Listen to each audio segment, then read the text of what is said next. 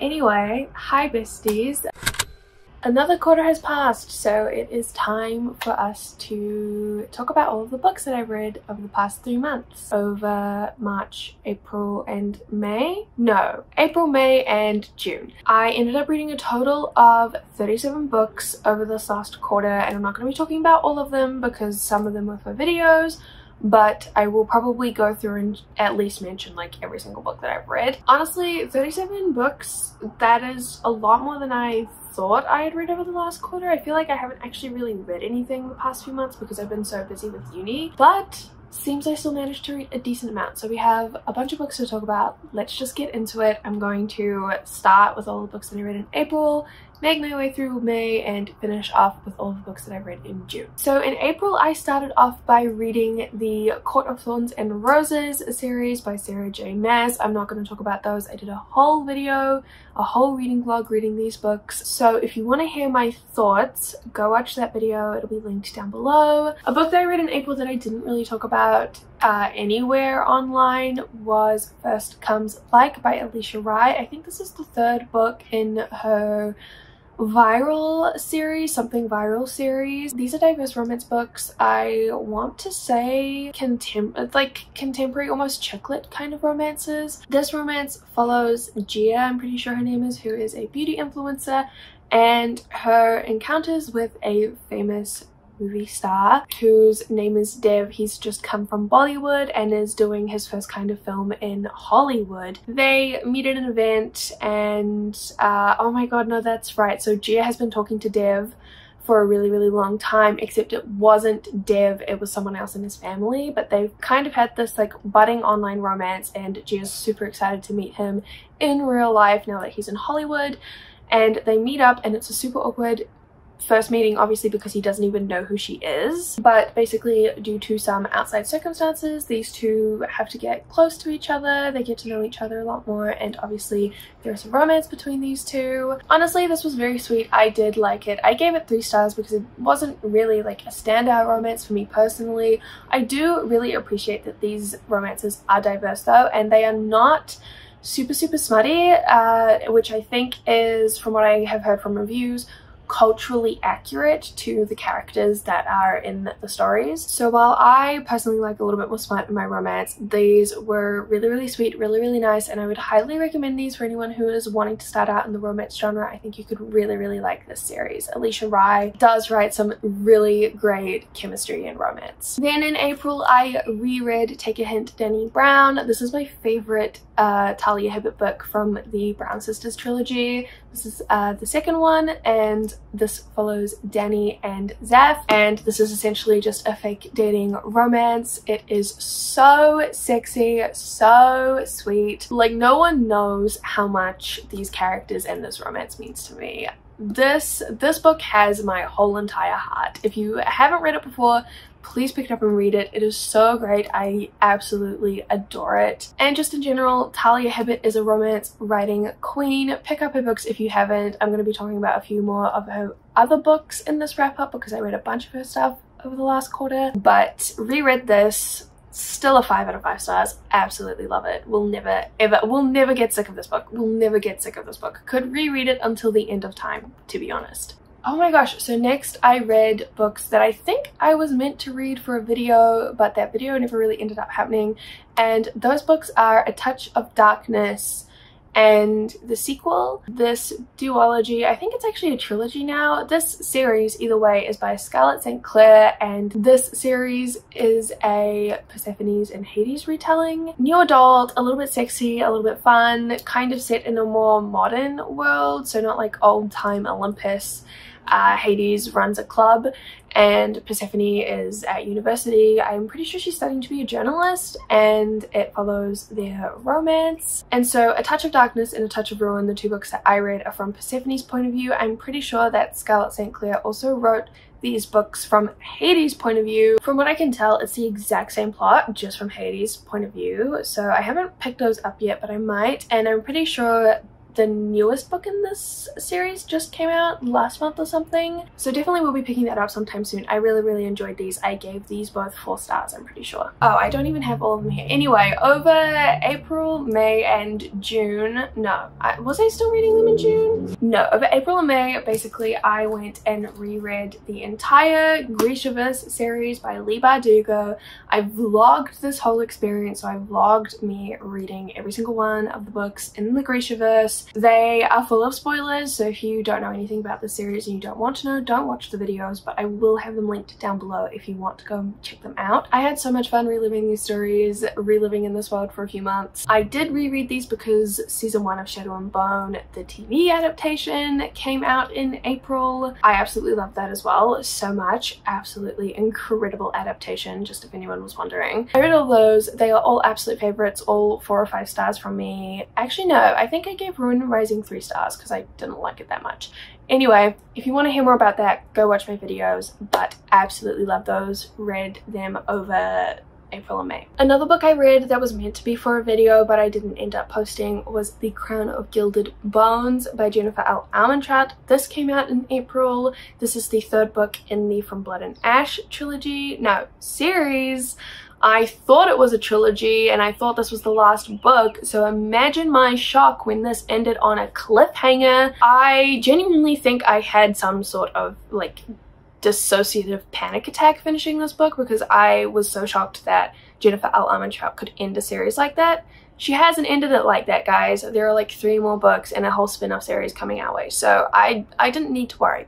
But I did. I don't want to talk about this too much, obviously, because of spoilers, but from anyone who doesn't know, this series follows Poppy, who is basically this chosen maiden in this fantasy world, and because of this she's been kind of isolated her whole life. Things get interesting for her though when one of her personal guards dies and is replaced with a new guard whose name is Hawk. Romance and drama ensues from that. The plot moves on from there. This is the 3rd book and I will say it is very different to the 1st book. We've come a long way, besties. We've come a long way. I was a little bit let down reading this. I like no spoilers or anything. I was just expecting it to be a little bit steamier, and I was expecting there to be some specific sort of steamy scenes, and there weren't. So like I wasn't too badly disappointed. I did actually really quite enjoy these. These are kind of like a guilty pleasure series for me now. They're so just like trashy but so fun to read. I'm really enjoying my time reading these and I cannot wait for the next book to come out. I think it comes out later this year,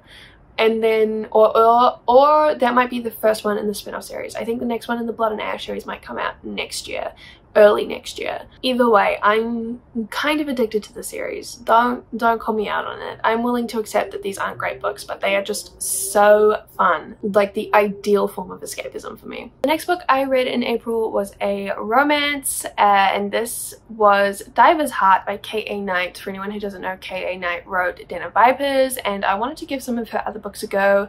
Diver's Heart is her newest release, I'm pretty sure, and I mean, I can't even remember any of the characters' names. I'm so sorry, but it follows a group of divers as they go and explore these unexplored caves, and I mean, it's kind of like a reverse harem situation, except I was not interested in any of the characters. I didn't care about the diving plot. Nah, I don't know, I just don't have an interest in underwater caves, and also it made me very uncomfortable that all of these people were having sex in these caves.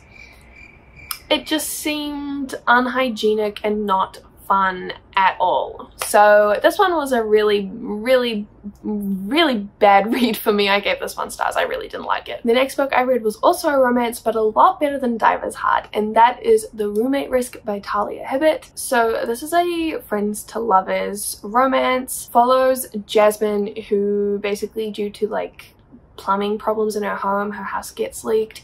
She has to go and stay with her best friend Rahul, except problem is the sexual tension between these two is fucking off the charts. It is insane how much these two want each other, but they are in denial.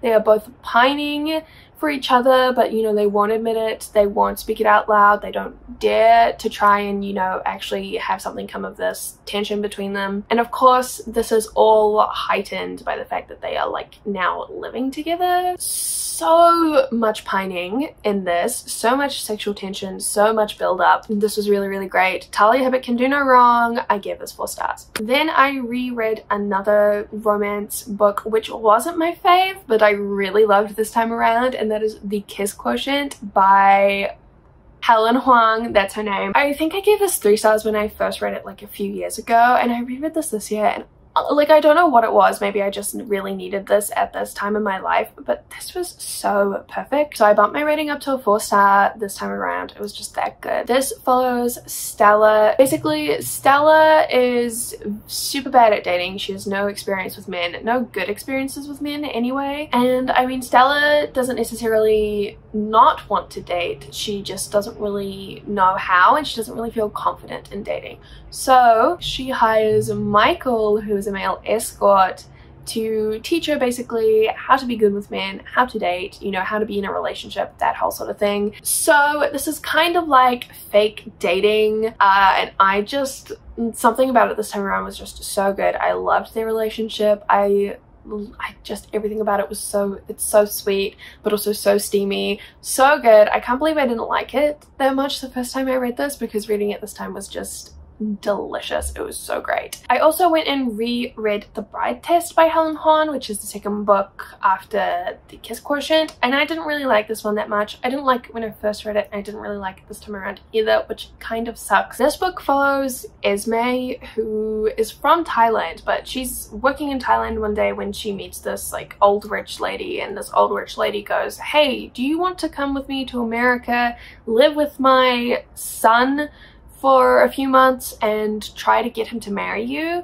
And Esme says yes. I mean, this lovely lady she makes a very convincing argument. So Esme says yes, she goes to America and she moves in with Kai, who is the love interest of the story. And this is the thing, I like Esme, I like Kai, I liked them together. Something about this book though just doesn't work for me. I really don't know what it is. It just I definitely just don't like it as much as The Kiss Quotient, and I don't like it as much as other romance books that I've read. But I mean, if you like The Kiss Quotient, chances of you liking The Bride Test, very, very likely. If you like any type of like just sweet kind of steamy romances, you will probably like these books, so give them a go if you want some nice romance reads. Then in April I read a bunch of books for a Smut Salon episode, so I won't really talk about those too much, but the books in question were Sacrifice by Katie Roberts, Radiance by Laura Thalassa, I think. I might be wrong on that one, but I'll put the cover on the screen so you can see who the author is. Flock by, I want to say Kate Stewart. I really don't know. I really didn't like that one. And Priceless by Miranda Silva. Okay, I said I wasn't going to talk about them, but I have to talk about Priceless for a second, because this book was so good, and I just, no one is talking about it. Actually, I've seen a bunch of people talking about it recently on Twitter, and that makes me so happy because this book was so good. Like, I gave this 5 stars. I was a bit hesitant in giving it 5 stars because it's like a smutty romance book, but I really could not care at all. Cannot recommend Priceless enough if you're looking for something a little bit steamy and fun. It's like a new adult kind of romance. Super, super good. I was so into it. I absolutely adored it. But I read those 4 books for a Smut Salon video. I will link it down below if you want to go watch it and hear more about those books and hear more about my thoughts. Next, I read the Just For Him series by Talia Hibbert. I haven't read the spin-off book, but I read the first 3. Bad for the Boss, Undone by the Ex-Con, and is it Good for the Greek? Sweet on the Greek. And so these, I mean, it's a series. Each book follows different characters, but they're all kind of, you know, connected. They all kind of know each other. The first one, Bad for the Boss, is essentially what you want 50 Shades of Grey to be. Kind of BDSM, kind of sexy, office romance, but the characters are better and the writing isn't atrocious. Undone by the Ex-Con, sort of enemies to lovers. She tries to seduce her enemy sort of vibes. I didn't like this one as much. I think this was my least favorite of the 3, but it was still very, very sweet and very, very steamy. Oh my gosh, no, Sweet on the Greek is the fake dating one. I love fake dating. This one was really, really good. I think I liked the first book and the 3rd book equally. These are just like super short, fun reads. If you're looking for something like that, would highly recommend. Anything by Talia Hibbert, I would highly recommend. Then I went and reread The Goal by Al Kennedy. This is the 4th book in the Off-Campus series. And listen, I thought that this one was my least favorite of the lot.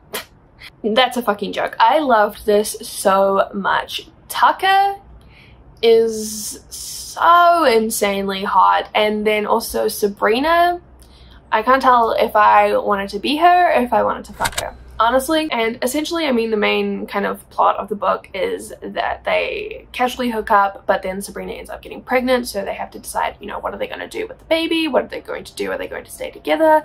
That whole sort of thing. It's like they're in their last year of uni. It's a lot to figure out. But looking back on this book, I thought it was a whole lot of baby drama. I'm not interested in babies. I don't read romance books for pregnancy tropes or anything like that. Those are probably one of my least favorite kind of tropes in romance.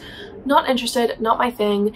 This isn't that book though. This book is hot, so steamy, oh my god. And also, I mean, there is obviously the pregnancy aspect to it, but it wasn't as terrible as I remembered. So I'm really glad I reread this. I bumped my rating up to 5 stars. It was really good. Next, I read Priest by Sarah Simone, and I thought about reading this for a video, but just kind of decided to just read it by myself for fun. And this book honestly really confused me. So this is definitely more like smut than romance, and basically this book just follows Tyler as he meets this woman. I can't remember her name, and you know, he's tempted to break his vows to God, all that sort of stuff. I didn't think it was necessarily like offensive or a bad religious book in any way. I mean, I'm not religious, so I wouldn't know. And I didn't think it was a bad romance either, but something about it just didn't work for me. I've heard a lot of people really love this book, say it's super steamy, it's super great, super sweet, and I think it was super steamy and it was super sweet, and oddly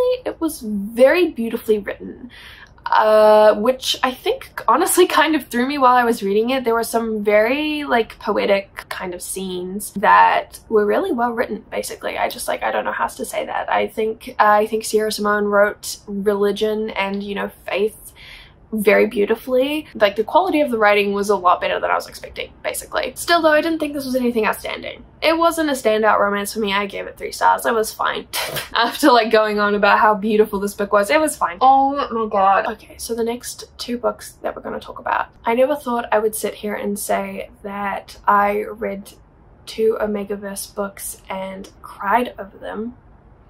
But here we are. So I read Lola and the Millionaires Part 1 and Part 2. I read this because of TikTok. I saw someone recommend it on TikTok, and specifically someone recommended it as kind of like a harem situation, but where the like men are also in couples, because the few reverse harem books that I've read this year, it's always been reverse harem, but the guys are never like together. This is a reverse harem book actually, but like the men who are in the harem also have relationships within themselves, so it's queer, which I really liked. And I think, I mean, these are books that are in like set in an Omegaverse, but the Omegaverse aspect isn't really like too bad. It's almost kind of just like a werewolf romance book, honestly, if we're being, it's kind of just like that, except obviously there is the alpha beta omega dynamic. But I loved these books like so much. Both of them 5 stars. As I said, I cried reading these. There's like an orgy scene in the end of the first book, and I cried reading it because I was so attached to the characters, and that's so embarrassing for me to say, but it was so good. Like, these books were so great. I was also just feeling a little bit emotional at that time, we will just say. I was under a lot of stress, but these books were really great, which totally threw me. I was not expecting to love an Omegaverse series, but this was really good. If you're kind of wanting something steamy, hot reverse harem, queer, you don't mind reading very tame Omegaverse, pick these up because they're really good. Oh my god, I'm not even gonna lie, this made me kind of want to read more Omegaverse books. I might do like an Omegaverse video sometime, because I mean, I didn't hate these, and I kind of hate myself for not hating these, if I'm being honest. But I absolutely adored these. 5 stars, could not recommend enough. I really love these. Also, if you don't know what the Omegaverse is, I'm not going to be the one to explain that to you right here, right now. Have a little Google. but maybe don't go too deep. Going back to safer territory, I reread The Hating Game in May. Jokes, I reread The Hating Game at the start of June. This was like the only book that I picked up during my final season, the final few weeks of my uni semester. I just reread this. It took a long time for me to reread because I was so busy, but this was the only thing that kept me sane during final season, I'm not even going to lie. Still a 5-star read, still one of the best romance books I've ever read. I cried reading this as well. So when I read The Hating Game for the first time, last year I'm pretty sure, I cried at the end because it was so great. This time though, I cried throughout the start because like it's an enemies to lovers and I know how it ended, and it was just like seeing the start where they hate each other did things to me. It ruined me emotionally. There's one scene where oh my god, chapter 16, the start of chapter 16, and it's kind of like the part where they're not quite, like, they're not really enemies anymore, but they're not quite lovers yet, and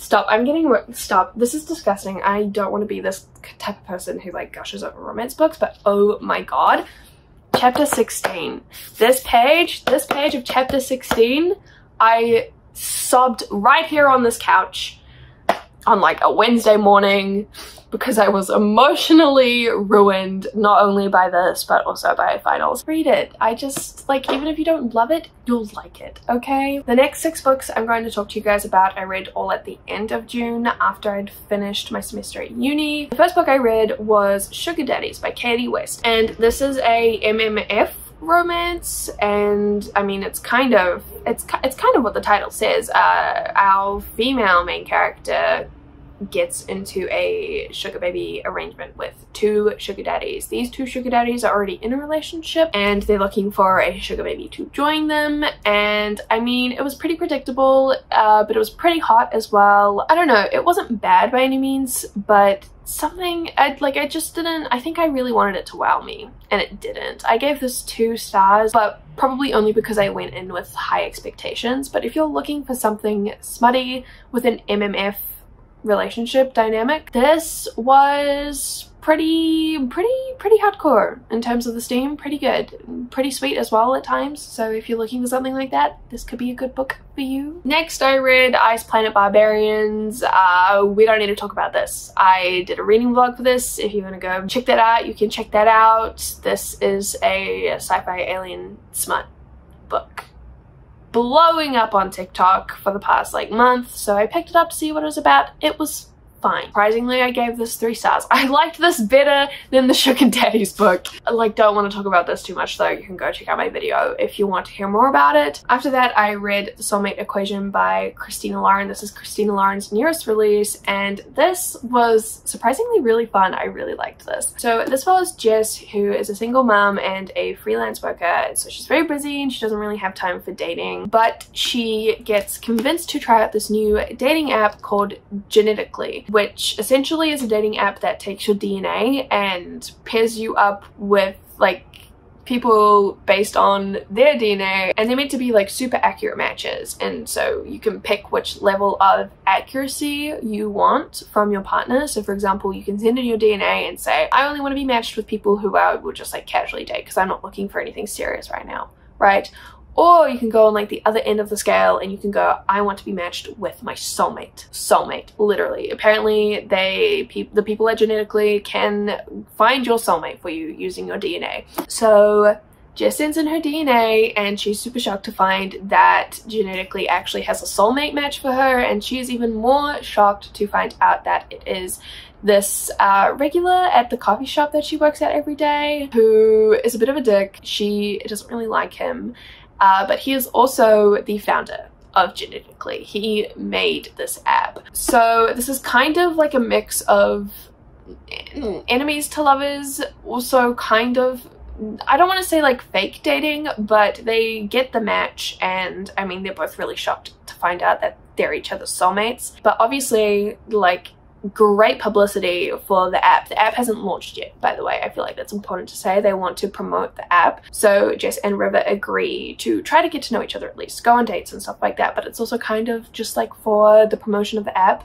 But then they kind of start to fall in love with each other. It was really, really good. Actually, I was surprised by how much I loved this. I gave this 4 stars. It was fun and it was sweet. Then I read One Last Stop by Casey McQuiston, and this was so good, guys. So good. So for anyone who doesn't know Casey McQuiston, she wrote Red, White and Royal Blue, which has, you know, taken the book community by storm. Everyone fucking loves this book, as they should. It's incredible. And I genuinely thought that Casey McQuiston's newest release, One Last Stop, wouldn't be able to top Red, White and Royal Blue. I was so wrong. This is so good. This is a sapphic romance. This follows August, who's just moved to New York City, and she's on the train one day and she sees this super hot girl who we find out is Jane, and she is the love interest. But Jane is not your average kind of girl. I don't know how to like talk about this without screaming or giving spoilers. All I can say is I thought this like would not be good at all from the blurb. Like, it is so good. The most off-putting thing about this, though, I will say, is that they do have sex on the train. That's all I have to say. Otherwise, apart from the train sex, this was really good. If it wasn't obvious, I gave that 5 stars. New favorite. Absolutely new favorite. And then the last 2 books that I read on like the 2 last days of June was the Duology by Renee Ahdieh, The Wrath and the Dawn, and The Rose and the Dagger. This is a YA fantasy series, and can someone please tell me why no one has been screaming about these books, because they were so good. So for me with YA fantasy, I usually hold everything up to the standard of Six of Crows by Leigh Bardugo, which if you recall I reread in like April and May. And while, you know, The Wrath and the Dawn and The Rose and the Dagger aren't new favorites, like they haven't passed Six of Crows, they're not better than Six of Crows, but they're on that same level.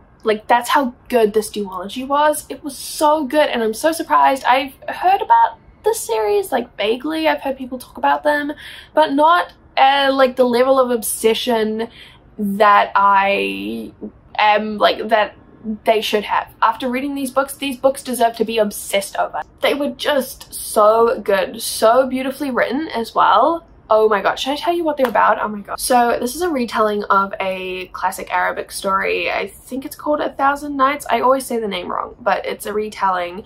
So the premise is there is this kingdom that is ruled by a king, and every day this king takes a new bride, and by the time that day ends, the king has killed his bride. So the next day he gets a new bride, and then he kills her, and he just repeats the process every single day. Until one day he is married to a woman who manages to live past that one day. And she does this by telling him a story. She basically just like leaves him on a cliffhanger, and he's like, I won't kill you, just so I can find out how the story ends. Which, I mean, understandable. This is obviously a retelling though, and I haven't read all of the classic story that this is based on, so I don't know how accurate it is to the retelling. I don't know exactly where The Wrath and the Dawn like leaves the retelling and kind of goes off into its own story, but this is like an enemies to lovers, like soulmate level kind of romance.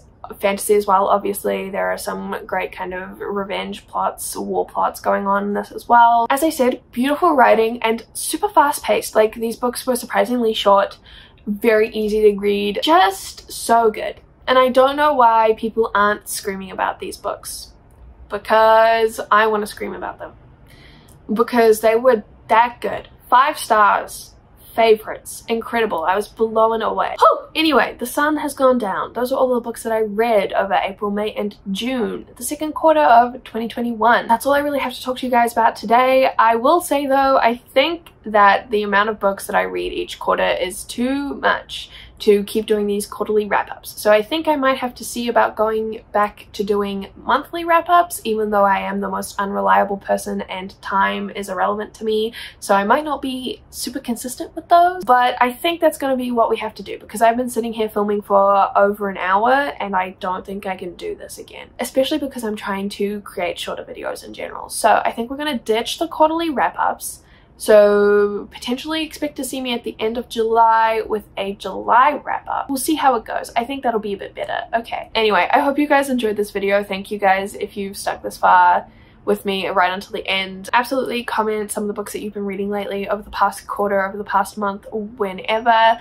Comment your favorites, comment your thoughts on any of the books that I mentioned today. If you've read them, I would love to know. I appreciate you guys so much for watching my videos, for commenting, all that good stuff. And as always, I will see you guys with another video sometime soon.